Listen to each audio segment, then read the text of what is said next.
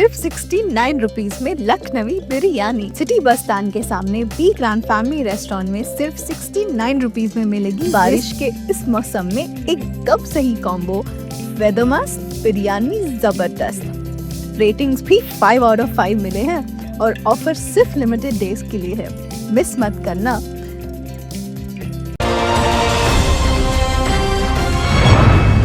मैं हूं आबिद हुसैन शेख, आपका खैर मकदम है 4TV न्यूज कर्नाटक एक्सप्रेस में। सबसे पहले नजर आज की हेडलाइंस।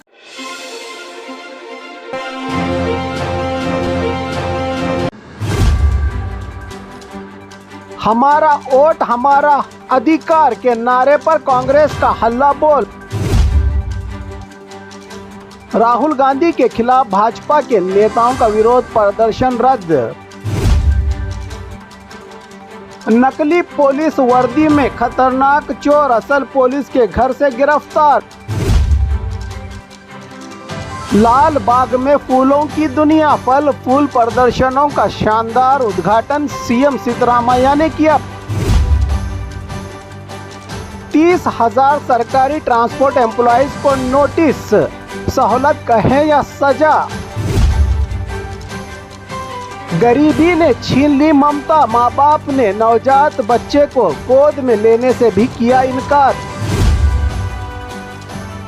सरकारी हॉस्पिटल बना मिसाल, प्राइवेट हॉस्पिटल भी शर्मा जाएं। बीजेपी के सांसद सुधाकर पर एफआईआर दर्ज। लोकायुक्त की अचानक रेड, मुनवर्ली म्युनिसिपल दफ्तर में रिकॉर्ड्स की जांच। बेलगाम में खौफनाक रोड हादसा, सरकारी बस दरख्त से टकरा गई, 10 से ज्यादा यात्री घायल। अब खबरें विस्तार से।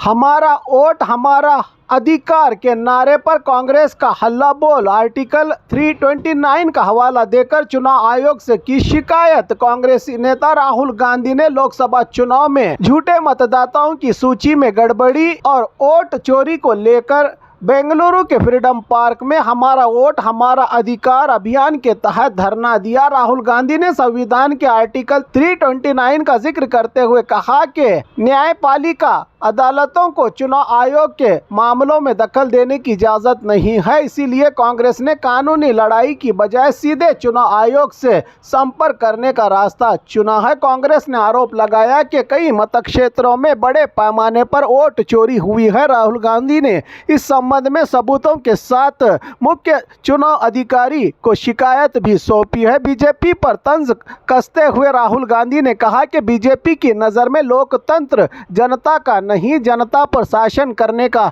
माध्यम बन गया है। कांग्रेस के कई नेता भी अपने अपने क्षेत्रों में हुए गड़बड़ी के सबूत मीडिया के सामने रख रहे हैं। ये आंदोलन स्वतंत्र संग्राम तहरीक आज़ादी के बाद मिली यूनिवर्सल वोटिंग राइट्स की सुरक्षा के लिए है, जिससे जनता के वोट के अधिकार को हम खोने नहीं देंगे का दावा किया है कांग्रेस ने।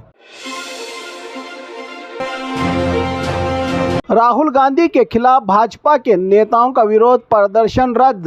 प्रधानमंत्री का बेंगलुरु दौरा, बिजी हो गए भाजपा के नेता। बीजेपी ने राहुल गांधी के खिलाफ 10 अगस्त को बेंगलुरु में विरोध प्रदर्शन आयोजित करने की योजना बनाई थी, लेकिन उसी दिन प्रधानमंत्री नरेंद्र मोदी बेंगलुरु आ रहे हैं, जहां वो नई मेट्रो लाइन का उद्घाटन करेंगे। इसी कारण से भाजपा ने विरोध रैली रद्द कर दी है। ये प्रदर्शन भाजपा के विधायकों, एमएलए और विधान परिषद एमएलसी के नेतृत्व में होने वाला था। पार्टी प्रधानमंत्री के कार्यक्रम की तैयारी में जुटी है।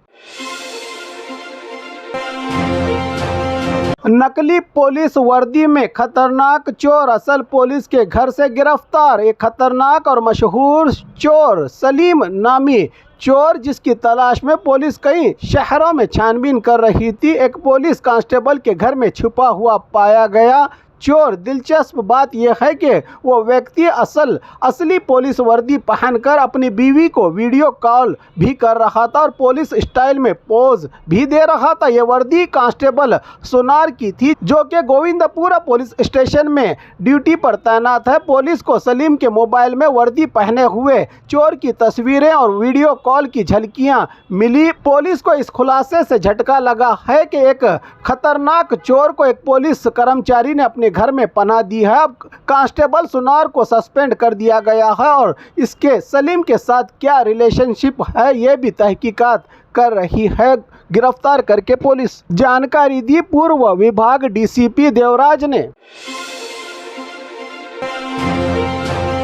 लाल बाग में फूलों की दुनिया, फल फूल प्रदर्शनों का शानदार उद्घाटन सीएम सिद्धरामैया ने किया। बेंगलुरु के मशहूर लाल बाग बॉटनिकल गार्डन में आज से 218वें फल फूल प्रदर्शन की रंगारंग शुरुआत हुई। ये आयोजन स्वतंत्र दिवस के चलते किया गया है। मुख्यमंत्री सिद्धरामैया ने इस शानदार प्रदर्शन का उद्घाटन किया। इस बार की थीम है कित्तूर रानी चन्नम्मा और संगोली रायण्णा। इन स्वतंत्र सेनानियों को फूलों के जरिए से अनोखी श्रद्धांजलि दी गई। लगभग 7 लाख से ज्यादा फूलों से कित्तूर किले की अद्भुत झांकी तैयार की गई है। स्टूडेंट्स के लिए यहाँ प्रवेश फ्री में रखा गया है, तो वहीं बड़ों के लिए 80 रुपये टिकट, तो वीकेंड पर 100 रुपये और बच्चों के लिए 30 रुपये रखा गया है। ये आकर्षक प्रदर्शन अगले 12 दिनों तक चलेगा। 4 राज्यों से लाए गए रंग बिरंगे फूलों ने लाल बाग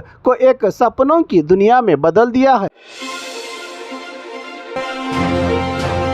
30,000 सरकारी ट्रांसपोर्ट एम्प्लॉयज़ को नोटिस, सहूलत कहें या सजा। 28 अगस्त को अहम मीटिंग की उम्मीद। कर्नाटक के ट्रांसपोर्ट विभाग के तकरीबन 30,000 एम्प्लॉयज़ को हड़ताल में हिस्सा लेने पर नोटिस जारी की गई है। सरकार ने पहले ही इसमा एसेंशियल सर्विस मेंटेनेंस एक्ट लागू किया था और हाईकोर्ट ने भी हड़ताल न करने की डायरेक्शन दी थी। कर्मचारियों को अब 28 अगस्त को राज्य के सीएम सिद्धरामैया के नेतृत्व में एक अहम मीटिंग बुलाई जा सकती है, जिसमें एम्प्लॉयज़ के 4 अहम डिमांड्स पर दोबारा बातचीत हो सकती है। इनमें से 2 डिमांड्स पर फैसला भी लिया जा सकता है, जैसे 38 महीनों की बाकी तनख्वाह और तनख्वाह में बढ़ोतरी, लेकिन सरकार ने फिलवक्त मंजूरी नहीं दी है। जबकि एम्प्लॉयज़ ने अदालत को हड़ताल न करने का भरोसा तो दिलवाया है। फिर भी आने वाले दिनों में एहतजाज, प्रदर्शन या फैसले के लिए ये मीटिंग बहुत ही अहम समझी जा रही है। अब देखना यह है कि सरकार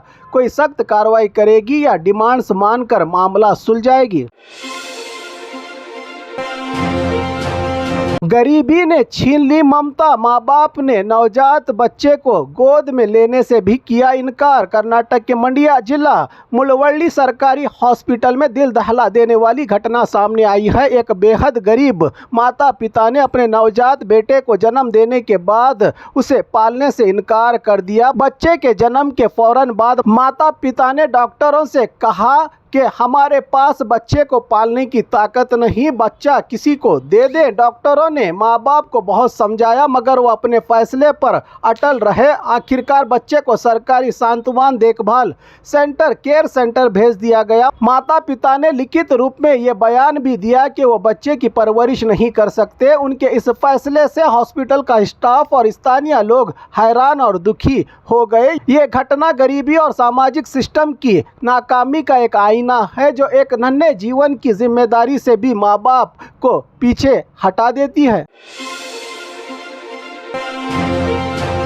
सरकारी हॉस्पिटल बना मिसाल, प्राइवेट हॉस्पिटल भी शर्मा जाएं। जब भी सरकारी हॉस्पिटल का जिक्र आता है तो दिमाग में गंदगी, बदइंतजामी और डॉक्टरों की गैर हाजिरी जैसे मनाजिर सामने आते हैं। लेकिन कर्नाटक के चिकमंगलुरु जिला के हिरीमंगलुरु गांव में रहे एक सरकारी प्राइमरी हेल्थ सेंटर इन तमाम गलत सोचों को गलत साबित कर दिया है। यह हॉस्पिटल किसी भी प्राइवेट हॉस्पिटल से कम नहीं। रोजाना यहाँ 100 से 120 मरीज इलाज के लिए आते हैं। मरीजों को सुबह का नाश्ता और दोपहर का खाना साफ सुथरी और मज़ेदार हालत में मुफ्त फराहम किया जाता है। हॉस्पिटल में हर 2 घंटे बाद सफाई की जाती है और यहाँ चप्पल पहनकर अंदर आना मना है। इस हॉस्पिटल की इमारत विद्या कॉफी संस्था की मदद से तकरीबन 1 करोड़ 42 लाख की लागत से निर्माण की गई है। संस्था ने सफाई, खाने और कई सहूलतों के लिए 5 स्टाफ को तनख्वाह पर रखा है। यहाँ वक्त पर डॉक्टर मौजूद होते हैं और खून के टेस्ट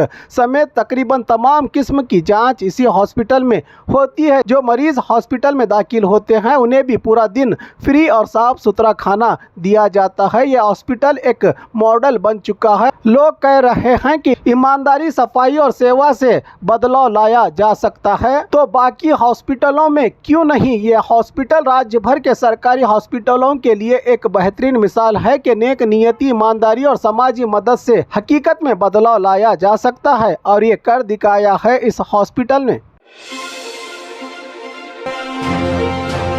बीजेपी के सांसद सुधाकर पर एफआईआर दर्ज। चिकबल्लापुर के बीजेपी एमपी सुधाकर पर आत्महत्या केस में एफआईआर SC/ST कानून के तहत मुकदमा दर्ज। चिकबल्लापुर जिला पंचायत के कॉन्ट्रैक्ट बेस्ड ड्राइवर बाबू की खुदकशी के मामले में बड़ा मोड़ आया है। मरने से पहले लिखे गए डेथ नोट में मेन आरोपी के तौर पर बीजेपी के member of parliament doctor Sudhakar का नाम कई बार जिक्र किया है। उस व्यक्ति ने बाबू की पत्नी शिल्पा की शिकायत पर चिकबल्लापुर पुलिस ने डॉक्टर सुधाकर को A1 आरोपी बनाते हुए SC/ST एक्ट समेत IPC की धारा 108, 351, 352 के तहत एफआईआर दर्ज कर ली है। डेथ नोट में नागेश और मंजुनाथ के नाम भी शामिल थे, जिन पर 35 लाख रुपये लेने का इल्ज़ाम है। इस बुनियाद पर इन दोनों के खिलाफ भी एफआईआर दर्ज की गई है। पुलिस का कहना है कि बाबू ने बार बार सुधाकर का नाम लिया और लिखा कि दबाव और पैसे के लेन देन की वजह से वो ये कदम उठा रहा है। अब MP सुधाकर कानूनी मुश्किलात में फंस गए हैं और इनकी गिरफ्तारी के इम्कानात से इनकार नहीं किया सकता। अब देखना है कि आगे ये केस और कौन सा मोड़ लेता है।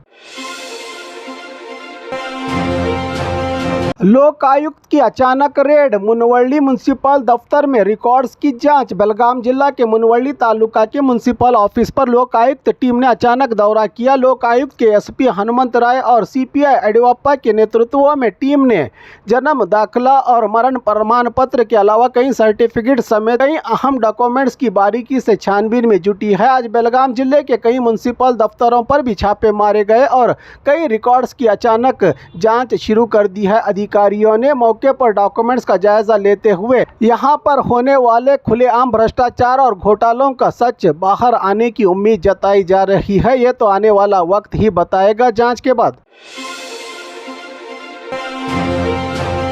बेलगाम में खौफनाक रोड हादसा। सरकारी बस दरख्त से टकरा गई, 10 से ज्यादा यात्री घायल। बेलगाम तालुका के बेलगुंडी गांव के करीब आज सुबह एक सरकारी KSRTC बस दरख्त से टकरा गई। हादसे की वजह टेक्निकली खराबी बताई जा रही है, क्योंकि बस का स्टीयरिंग रॉड अचानक टूट गया और ड्राइवर का बस से कंट्रोल खो गया। बस में 30 से ज़्यादा यात्री सवार थे, जिनमें से 10 से ज़्यादा यात्री घायल हो गए हैं। जख्मियों को स्थानीय लोगों की मदद से फौरन बेलगाम जिला हॉस्पिटल में शिफ्ट करके इलाज किया जा रहा है। खुशकिस्मती से कोई जानी नुकसान नहीं हुआ, लेकिन यात्रियों में खौफ का माहौल पैदा हो गया।